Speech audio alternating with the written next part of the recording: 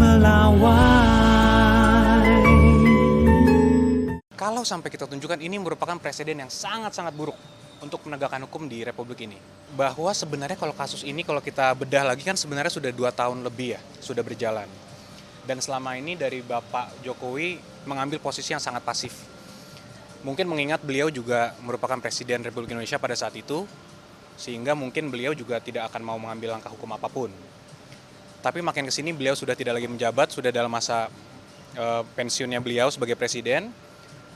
Tapi masih ada pihak-pihak yang mencoba memframing Bapak untuk bahwa mengenai tuduhan ijazah palsu itu. Sehingga ya mungkin satu-satunya cara ya akan kita ambil langkah hukum. Jadi kami juga ingin meluruskan juga sedikit bahwa ada framing-framing di media seakan-akan tunjukkan aja lah Pak ijazahnya, tunjukkan aja pasti selesai kasusnya. Pertama kami sampaikan bahwa kalau sampai kita tunjukkan ini merupakan presiden yang sangat-sangat buruk untuk penegakan hukum di Republik ini. Indonesia kan negara hukum, semua ada prosedurnya. Kalau ingin melaksanakan, meminta hak, itu ada prosedurnya. Ada gugatan, ada pelaporan, dan lain-lain. Sehingga kalau memang ada pihak-pihak yang merasa mereka memiliki hak untuk itu, silahkan. Tapi kan presiden buruknya kenapa?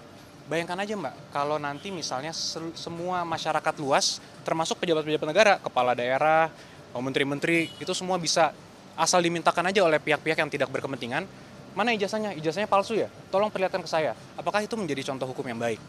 Kan sangat tidak. Gitu. Jadi ini pembelajaran hukum yang baik juga, jangan sampai ini bisa terjadi ke masyarakat lain. Bahwa semua orang bisa seenaknya dimintakan ijazah dan harus memperlihatkan seakan-akan itu merupakan beban pembuktiannya ada di tertuduhnya itu sendiri. Kan itu sangat tidak baik. Itu pertama. Kedua, karena kasus ini juga sudah berjalan cukup lama, kami sudah 2 kali melakukan konferensi pers khusus untuk menerangkan ini. Dan kami sudah melihat sendiri ijazah Bapak Jokowi dengan mata kepala kami sendiri. Sudah juga dikonfirmasi oleh pihak UGM sebagai pihak yang menerbitkan, artinya pihak yang berwenang. Namun masih juga ada pihak-pihak yang mempertanyakan ini. Jadi kalau menurut pendapat kami, ini sudah bukan lagi mengenai ijazah Bapak.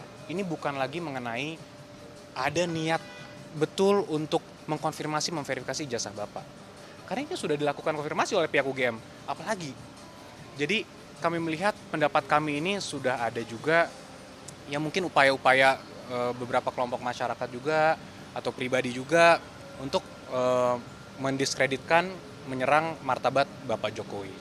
Inilah mengapa juga kami tentunya sebagai kuasa hukum terus berdiskusi dengan Bapak sangat intens mengenai ini dan ya mungkin dalam waktu dekat kita akan ambil langkah-langkah hukum.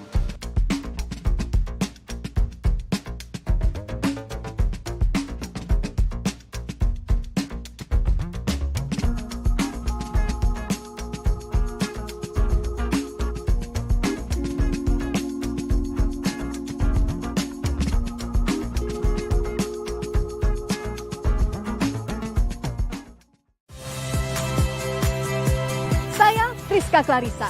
Saksikan program-program Kompas TV melalui siaran digital, pay TV, dan media streaming lainnya. Kompas TV, independen,